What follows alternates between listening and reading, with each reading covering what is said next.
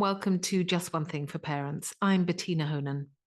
Today I was joined by Linda Phillips, who is a speech and language therapist who specialises in neurodiversity. Linda and I actually used to work together 20 or so years ago at Great Ormond Street Hospital. So it was really great to reconnect with her. And we talk about how to support neurodiverse young people as they transition to university. Now, it's often really a tricky time for parents to know how to support their young people over this transition.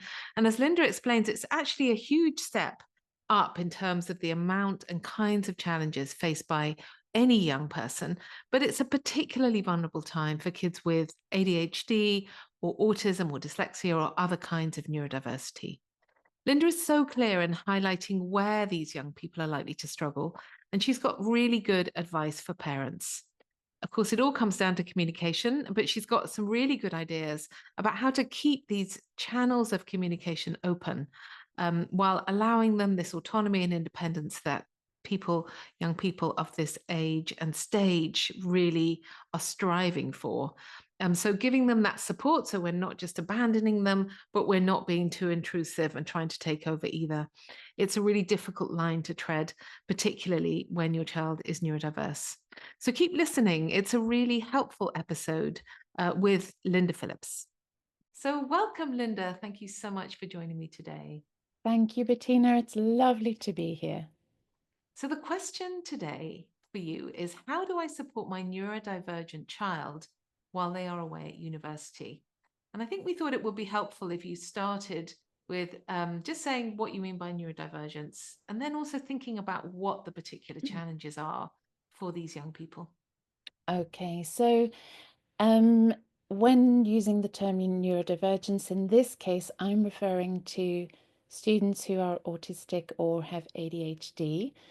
The term neurodivergence obviously refers to a much wider group of people, including things like dyslexia, dyspraxia, etc. So it's really referring to a different way of processing information. And of course, all of this falls into the category of hidden disability, which Mm. makes it really complicated at this time because it's really hard to see what the student is struggling with, particularly when they're shifting from one environment, i.e., the home environment, to the university environment. The demands are changing, and so, it's not always very easy to detect what the barriers are going to be. And I think it marks a hugely vulnerable time in life for these students and the need to change the way that we support so that they feel supported but not smothered Mm. in this new phase of life where they are gaining independence, but maybe still struggling with some very significant and basic things compared to their same age peers. Yeah.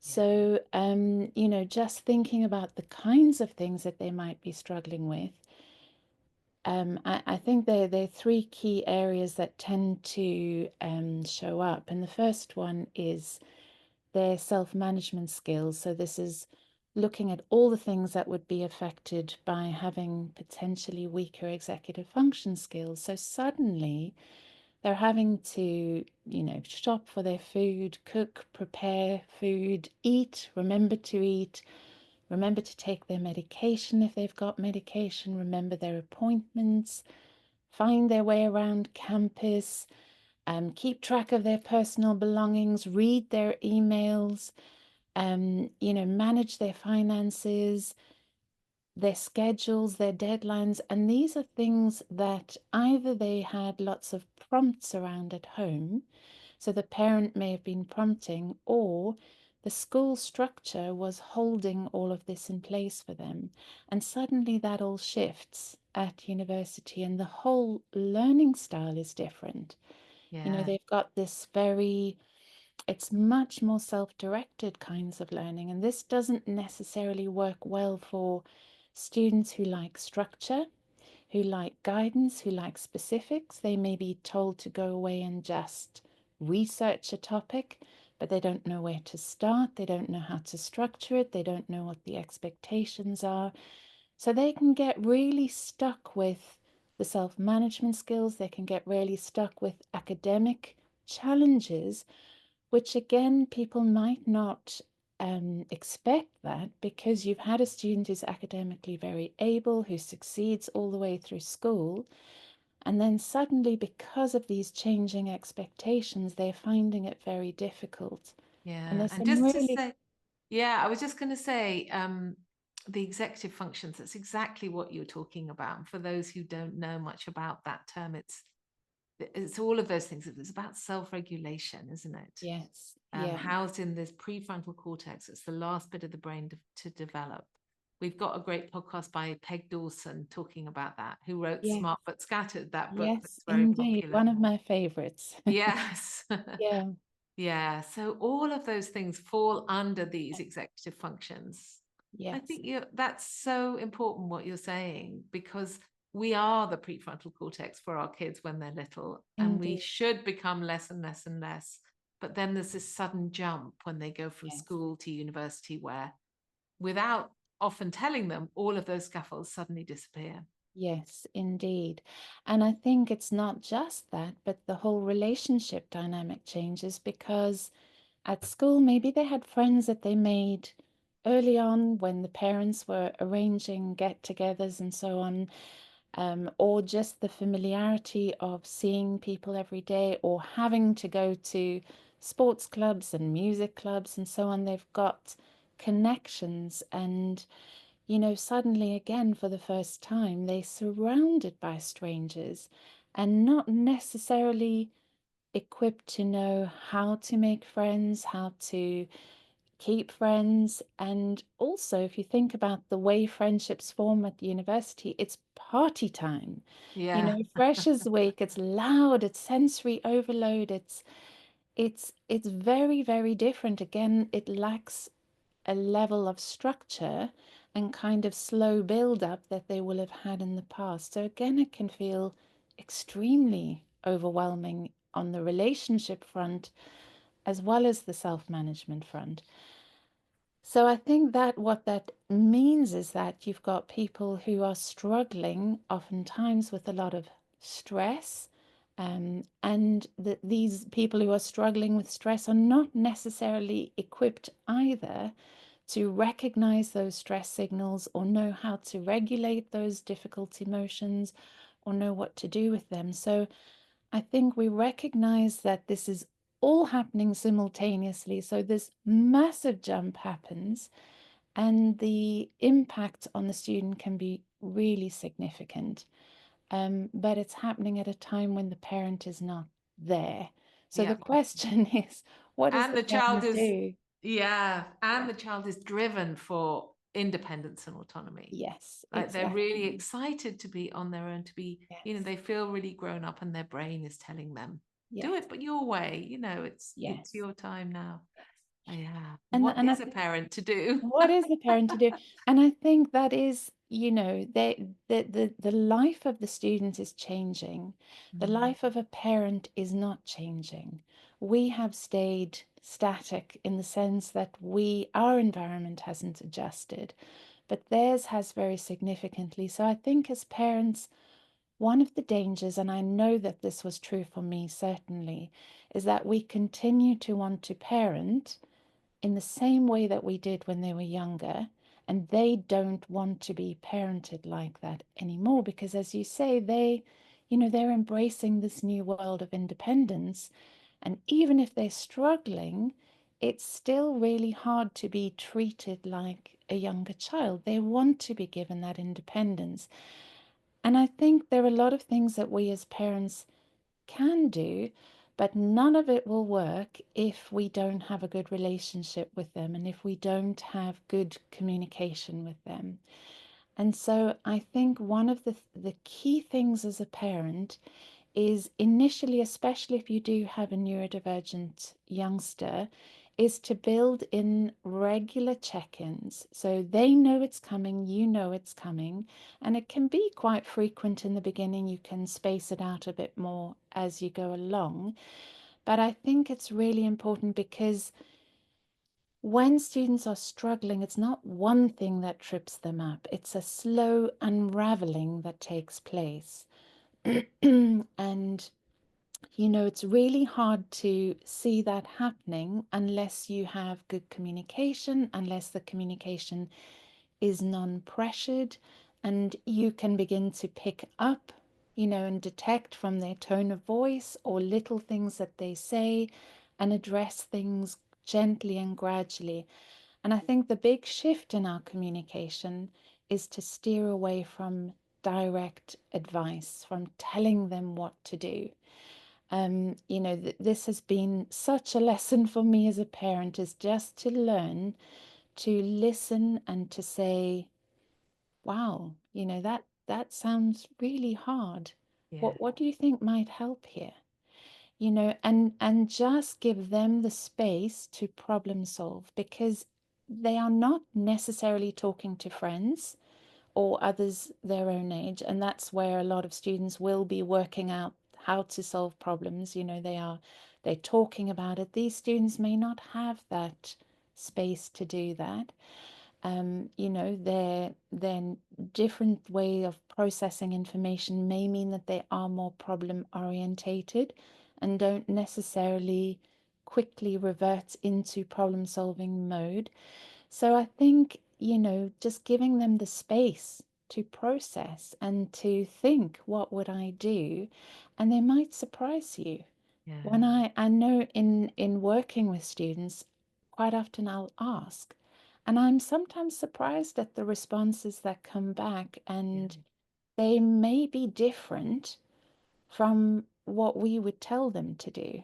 But it's a Yeah. solution that they have an inherent wisdom to go and find the thing that works for them, Yeah. you What and know. what I love what you're saying there, which I think is so important and a subtlety, is that rather than waiting until things go wrong or jumping in when there's a problem, you say, let's check in at regular times, and you put that in the diary from the beginning. And Yes, so you are checking in, and it's a way of you looking for any differences, as you said. yes, But also, it doesn't feel like you're jumping in just when there's a problem and trying to tell them what to do. And yes, you're there to give them that space, even when the problems are small. They yes. can begin to do this problem solving with you alongside them. I love that. Yeah, in a really, really gentle way, so that if something more significant comes along, you've got the foundations of this distance relationship where we are communicating on the phone, or, however we are choosing. I think that's the other thing, is check in with them. What is their preference? Because some of these students really don't like talking on the phone, so it may be messaging. And that may not feel the most comfortable route for the parent, but I think it is respecting their choices, knowing that that's what's going to work for them. Mm. And, you know, as you say, if you've got the foundations of a relationship, then dealing with problems is just a conversation. It's Yeah. not a big deal. It's not, and if they are upset, you can give them the space to be upset, and it's okay. It's not a big deal. We can talk this through, and just creating those spaces for them to express and basically translate what's going on in their head into words. And Yeah. that's really going to help them with finding the solutions, and working out what works for them. Yeah. I said to a student recently, I said to him, you know, and it was just before he was going to university, and I said to him, what will you do if you can't find your way around campus? Thinking in my head, the solution would be just, ask the person next to you. And he said, well, I'd look at Google Maps, Yeah. because he wouldn't in a million years be comfortable asking. Now, if I told him, here's the solution, go and ask someone, it's not going to work for him, because Yes. he won't be able to do it, especially if he's feeling stressed. Mm. So I think it really is interesting when you give these students the ability to tune into their own thinking styles and what's going to work for them and how to use that information. Actually, they do come up with some really good solutions, but they just need to know that it's okay.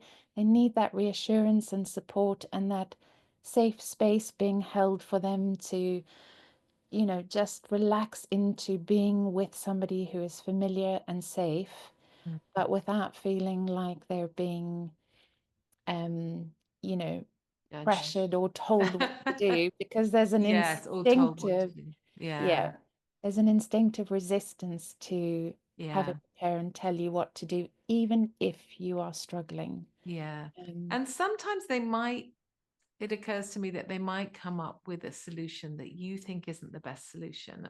What would you suggest parents do in that situation? I think I would ask them I would guide them again through, what would be the consequences? Because Yeah, again, we know that neurodivergent students aren't necessarily going to be able to predict what the consequences of some sort of decision might be. So I would just, again, provide the space for them to be able to see that in case that hasn't occurred to them. yeah, And I think, it is extremely hard to watch a young person do something that you disagree with or not be able to fix a problem when every instinct in you is saying, do it this way. yes. But I think we have to give them the space to do things their way and Yeah, to and make even a mistake and miss sometimes. exactly. Yeah.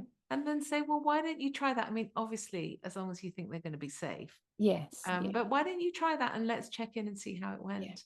Exactly that. And then they come back and they go, do you know what? It wasn't great. And then, you can say, well, Yeah. are there any other options? Yeah. Yes. Yeah. And you spend a lifetime trying to protect your child from Yeah. all things bad. So the thoughts of them making a mistake just Yeah. feels instinctively wrong. I've had a few more decades on this earth. I can tell you how to do this and I can tell Yeah. you what's going to happen. But I think it's really part of that respecting process. And, we learn through our errors. It's, Yes. in my day and age, it was kind of right out the door, off you go and see you Yeah. see you later. And it wasn't always the easiest way to learn, but we certainly did learn that way. And I think we've kind of overcorrected, haven't we? We've got to the Yeah. point where we try and prevent anything Yeah. difficult from happening. And it's an impossible task. We can't. Yeah. So actually them learning, in safe spaces that mistakes are okay and I can recover from this Yeah. is a huge part of building resilience Mm. and independence Yeah. and life skills. And we know actually that when we make a mistake or when there's a failure or an error, our brain goes into this kind of superpower way of learning. Yeah, There's a lot of kind of brain chemistry that changes. That means that we learn in a way that we don't when we're not making errors. So yes, yeah, obviously keeping kids safe yes, as much as possible. But actually, if you can offer the environment where making mistakes and failure is part of life, then that's a wonderful thing. They come and they say, do you know, I really messed up. yes, Or, in whatever way I forgot to hand something in, or I didn't write that in my diary, or even like, actually, I think I was a bit horrid to my friend the other day. And you're able to hold them and go, wow, that sounds tough. Tell me a bit more yeah, about that and do that listening. yeah, That's just what a gift you're giving them. absolutely. And especially when you consider that quite a few of these students have got that perfectionist streak, that I can't get it wrong. It has to be Yeah. all correct. And so, it's a really important part of life. It's okay. Mhm. Because otherwise, you really set yourself up to have a lot of difficulties later on because life is messy and we Mm, are going to mess up and that's we are right. going to get it wrong. And Yeah. if we cannot recover from those things, the implications for us in terms of how we feel, the stress that we carry, etc., is so big. Mm, And I think, yep, so I think it's really, really this is a time in life when, they presumably don't have their own little children, they don't have mortgages, they don't have yeah. jobs. It's a really good time to learn to Mm. spread their wings a little bit, and it's okay if Mm. some of it goes wrong. Mm. There is an alternative way to do things. And I do think, especially for neurodivergent students, it's life often isn't a straight line. It is Yeah. more of a zigzag line. Yeah. And that's okay too. Yeah. School has taught you this is the pathway, and this is, these are the results, and this is what you've got to do, and follow this very prescriptive thing. But that's not necessarily life. Yeah. And so, zigzagging Yeah. when others are going on a straight path is absolutely fine. Yeah. The point is that, you're being true to who you are, and you're finding your Mm. own pathway, because the alternative, trying to, squish yourself into a certain way of doing something, Mm. doesn't have a good outcome. It has a very stressful outcome. And so, when the world is telling you it looks like this, I think parents can be that safe space and say it's quite acceptable for it to be done a little bit differently. And one of the things I think about, one of the benefits of understanding somebody's profile, there, everyone is neurodivergent in different ways, but a child's particular profile is to be able to say, look, this is something you're going to find hard. That's how your brain works. There Yes, are these things that you're going to find easy, but yes, let's accept that, planning or time management, it's just not it's not something you do easily. So yeah, let's get ahead of that. Or that would be particularly for someone with ADHD, and for somebody who has an autism diagnosis, it might be something different. Like I don't know what occurs to you, but maybe, you need routine and predictability. That's part of yes, who you are. yes, So yes. let's think about how we can build that in for Yes, you. yes, exactly. And I think, so, the ADHD students, obviously the executive function skills are going to be a huge factor. Sometimes they can be for the autistic students as well, sometimes not so much. But I think for them, isolation and loneliness is one of their key issues that they're often struggling with. And again, it's you don't have to do life like everybody else. You don't have to go to all the parties. If that's Yes. where you're uncomfortable, no. But yes, we're acknowledging that you still have the need to have connections. You still need to belong somewhere. So let's think together, where might that be? What clubs and Mhm. societies exist that you are interested in? Because if we can find something that aligns with your interests, then actually oftentimes the communication and relationship problems just disappear. They don't, not even Yeah. really there, because the interest is facilitating discussion and connection and so on. So I think it is, you're absolutely right. It is, we're not glossing over the challenges. Um, it's really important that we don't, that we can be honest about that. And like you say, point out the strengths, but acknowledge the challenges, and then, right, let's look for the workarounds. Let's look Yeah. for how we manage this. Yeah. Um, because that way you've got a student who's going to feel empowered, self-accepting, and knowing that they don't just have to put on that mask every day and, brave the big bad world and try to survive another day, but they can actually, accept who they are, challenges and strengths, and then, okay, here are the things, the strategies, the coping tools that I know I need in order to be able to get to lectures on time Yeah. and do the work, and what do I do when I get stuck, all of those sorts of things. um and I think the other thing is, from a parenting perspective, is yes, we may not understand the content of their work because they've chosen a subject we know nothing about. It doesn't matter, because a lot of these things are really quite common sense. Yeah. As parents, I think we do have the tools to help them to navigate, but it is, how do we present that to them what does our communication look like with them? And really changing from being very directive to very facilitating. And it sounds so simple, Yeah. actually It's really hard not. to do. It's, to bite your tongue and ask a question rather than tell them what the next step is. And just to go, wow, tell me more. Yeah. Or, what do you think might help? Yeah. It's So not if the we, easiest thing to do. it's not easy. It's not easy. I'm aware of the time. Unfortunately, we have to bring things to a close because it's such a interesting conversation. But if we could just succinctly say, so the question, how do I support my neurodivergent child? If you had to, while they're away at university, if you had to say one thing, your one thing is, My one thing is build in regular communication check-ins and facilitate the conversation with questions and support rather than directive guidance. amazing. Linda, thank you so much for your time today. It's going to be so helpful for so many parents out there, and really good luck, parents, with Thank letting you. them go.